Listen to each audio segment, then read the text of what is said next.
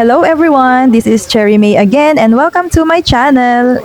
This time is naliligo na nga ako at naglulublob, nag-i-enjoy sa hot spring. Promise guys, ang sarap sa katawan pala ng hot spring. May mababasa din kayo dito sa bandang wall, hindi ko lang nakuhanan ng video. Meron kasi siyang mga benefits sa katawan itong pagligo ng hot spring. Kaya ayan o, nakita niyo yon. Yan yung sinasabi ko na mga benefits nakasulat doon na mababasa ninyo. Tsaka nakaka-relax talaga siya sa katawan guys. Kung malapit lang talaga ito, parang 3 times a week talaga akong pupunta at maliligo dito sa hot spring na to. Na timing din kasi hindi weekend, hindi maraming masyadong tao ang naliligo. Kasi kapag ganito kasing mga lugar, matao kasi ito kapag weekends kasi nga walang trabaho, walang pasok sa school, kaya maraming tao. Ito nga palang liniliguan ko ngayon is hindi siya malalim, tagihawak kung sa Bisaya.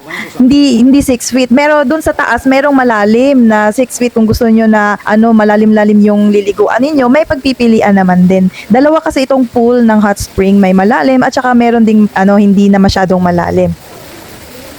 At dahil medyo hapon na nga, mga 4:30 na yata ito, kaya nagready na ako. And then guys, pagkatapos maligo, ay naku, ang sarap ng brewed coffee na ininom ko pagkatapos maligo guys. Super, ang bilis kong naubos kasi mulan kasi nitong panahon na ito.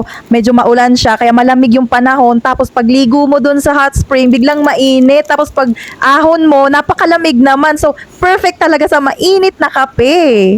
At syempre, kung wala kayong baon ng mga pagkain, meron din naman ditong mabibilihan ng mga kape, pagkain, drinks. Guys, thank you for watching!